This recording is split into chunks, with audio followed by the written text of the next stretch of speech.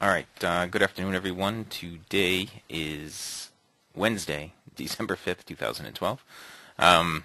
Let's go right through the results here. We'll start right out. Crude oil, we had plus 13, NQ plus 31. Soybeans, I had plus 10. Dwayne had another plus 6 times 4, plus 24. But I had plus 10.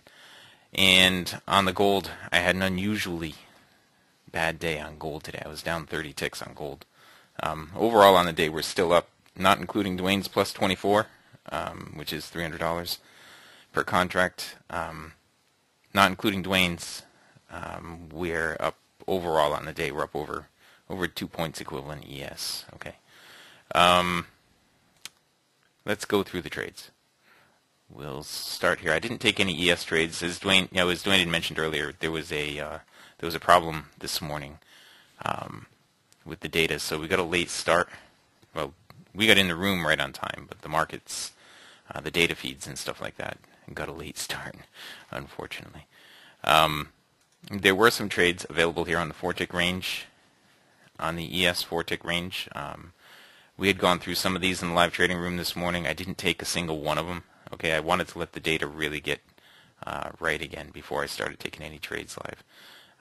I didn't take any of these trades, but what we were looking at was the break of the trend line on the attempted pullback to the BBC right here, the close down below there, was a spot to short. Again over here, spot to short, and over here, this one would have stopped out right here this morning. Okay, so you had two nice ones, then one stop out. Then it changed directions right here. Tested the BBC with an up close with bullish divergence. You could have gotten long right there. The trend line would have been broken at the same time. That worked out very well. There was another one right over here. Could have gotten long right in there during the break. And right now we don't have any divergence to support a long trade here on the ES. But that's our trend line right there. So a close above that trend line should continue going up. You don't have the divergence, so I wouldn't anticipate a break in this level. It'll probably get up to about here if it does close above that trend line. Okay. That was the ES this morning. On the NQ, we took a bunch of trades. Let's see.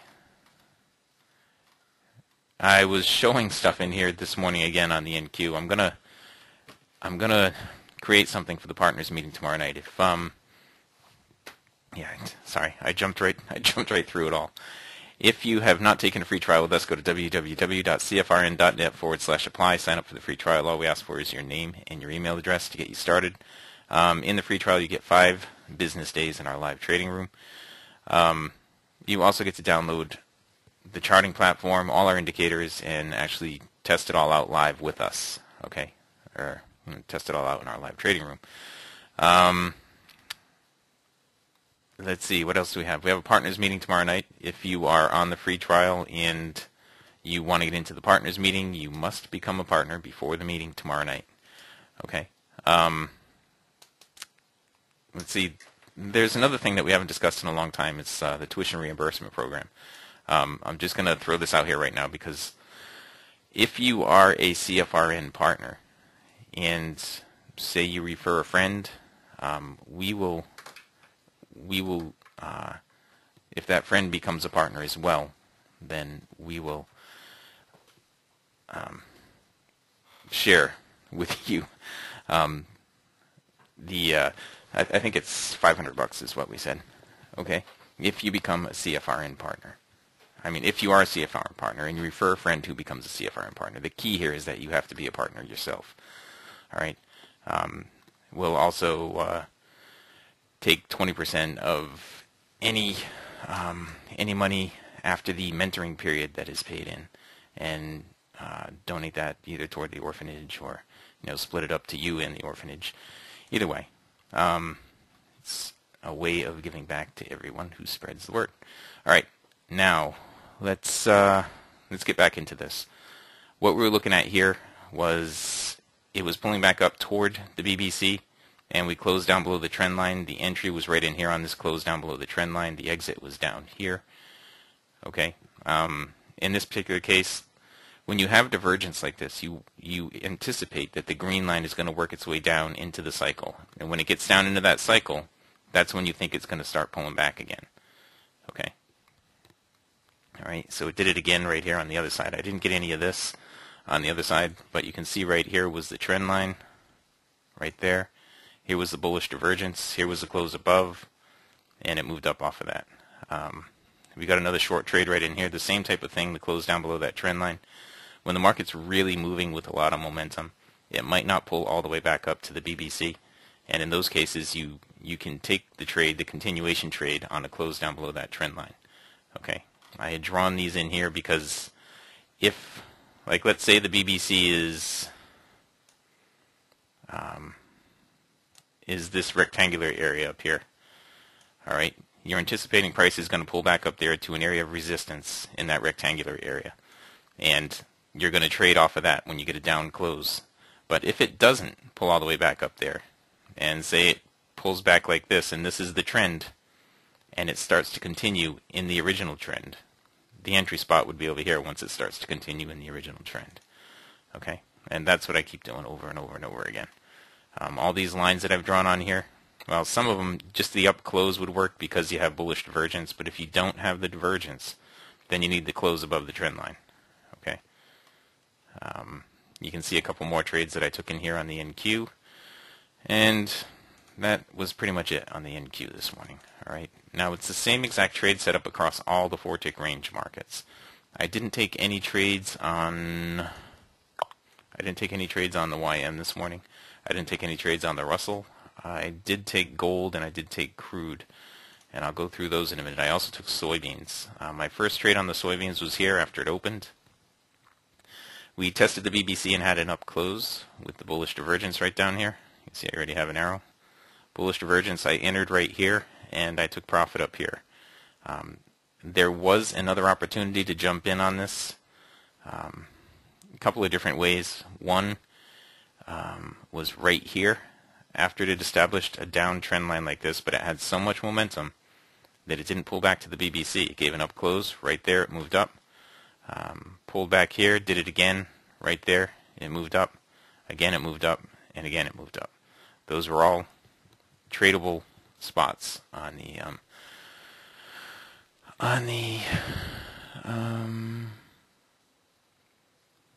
those were all tradable spots on the soybeans. I'm sorry, I was reading your comment, Bruce, but that was more toward Dwayne, because I haven't talked about the YM, right? Okay, and right now what you would be looking for, you have bearish divergence with a down close. Right in there, you could have shorted right there. It wouldn't have given you much. Stop would have been a break even. You'd have been stopped out at break even. Right now you have a bullish cross. What you would look for, you don't have a trend that you can draw just yet. You need 2 bars to draw the trend. So you're just going to have to wait here for a couple of minutes. All right, there's the first bar. You may be able to draw a trend line like this, depending on how that bar works out. And then a close above that would be something that you can trade. All right. I didn't look at the 6E at all this morning. You know, the YM really took off and ran. And I wasn't watching it when it did. I should have been, but I was trading gold, and I was getting, you know, the gold was pretty choppy. When all this was happening, the gold was pretty choppy, and it chopped me up pretty bad. Usually I don't keep trading in chop like that, but I thought it was going to break out because everything else was, and it did actually after it chopped me up, and we had to end the morning session. But any of these moves right here on the YM, where price is pulling back down toward the BBC, and it doesn't actually make it, like that one right there, a close above would work on that. Over here, you know, as it's pulling back down toward the BBC, that's when you're looking to take a trade off the BBC. But if the momentum is so strong that that you can't, then you can take trades just on the close above those trend lines. Now, if you look down here, you see how many bars there were per minute down here? The market was moving pretty fast, so you may not have been able to do any of those trades. I didn't even try. Okay. Let's see, next market. Well, I'll do the gold right now. Okay. My trades on the gold, in here I had, let's see, there were a lot of opportunities in here. I took this one right here. I got a little bit of profit on that. Then I missed all this stuff in here. There were plenty of opportunities in here, but I wasn't able to take them because I was doing other things. The next one that I took was right over here. You can see there was an opportunity to get long right here. It was followed up by another opportunity to get long right there and right there. All of those are profitable. I got long over here, and that stopped me out. I got short over here, and that stopped me out. I took a break even there, and I got long over here, and that stopped me out. It stopped me out pretty much to the tick before it made this huge run up. Now this run up right here is what I was expecting when I kept trading through all this right here. All right, this run up right here is what I was anticipating would happen, and unfortunately, I didn't have enough time in the live trading room to wait it out. You know, the live trading room ended right here after this last trade. That's when we closed down for the morning session. Okay.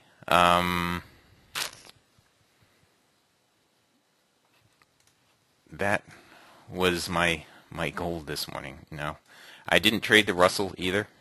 All right, but the Russell was let's just look at this. The Russell had some pretty good opportunities, and I pointed a couple of them out right in here.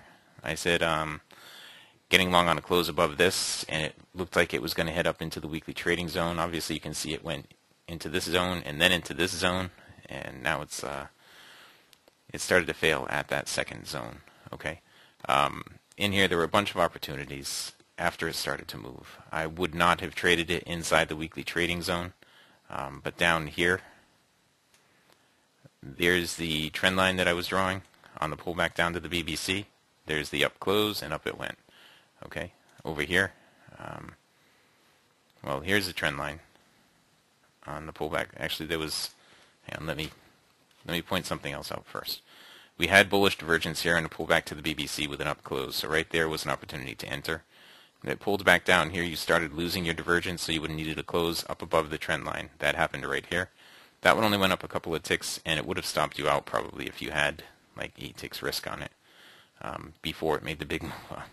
And that 820.5 down to, yeah, it would have stopped you out pretty much to the tick before it made the big move up that you were anticipating. And then it got right up into the zone. Okay. Crude oil. Now we had crude inventories come out today. There was a bigger draw than anticipated. They were expecting minus 0.4 million, and it came out with minus 2.4 million. So that made for some interesting stuff right here at 10:30. You see all these bars from 10:30 to 10:31. That was based on the crude inventories. Let's see, we had gotten long right here, and then I realized that the crude numbers were coming out, so we got out right there. And we waited, and we took a long trade over here. And we missed all this stuff on the downside, but it was certainly there to trade. Okay. If I had seen it all, I would have been trading it. Okay. So we took that one trade over there, and we took this trade over here. These were the trades that we took in the live trading room. Okay. Again, what you're looking for is for the bullish cross of the MA1 over the BBC. That gives you the direction to look in. And then you're looking for price to pull back down and test the BBC. Find some area of support at the BBC. Give you a close back in the direction of the cross, which would be up in this case. And you jump in on that up close. All right. That's the normal trade off the BBC. If you have the bullish divergence. Okay. You want to make sure you have bullish divergence when you're doing that. If you don't have the divergence, then you can start to look at these trend lines. Because if you don't have the divergence, then the market's just trending, and down here isn't in sync with it at that moment. So at that point, you can just look to jump in on the trend. All right, you look at the trend lines and you wait for the price to close on the other side of the trend lines. That is what we do every day, all day, in the morning, in the live trading room. All right, I'm going to wrap it up with that. We're at the bottom of the hour here, and I will wrap it up. If anybody has any questions, you can email us at support@cfrn.net. If you haven't taken the free trial and you want to, go to www.cfrn.net/apply, sign up for the free trial.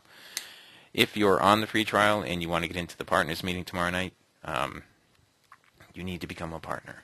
Okay, you should have something in your email right now telling you how to become a partner, and if you do not, just send me an email at support@cfrn.net with partner info in the subject. Okay, and I'll get that off to you as soon as I can. All right, that's it.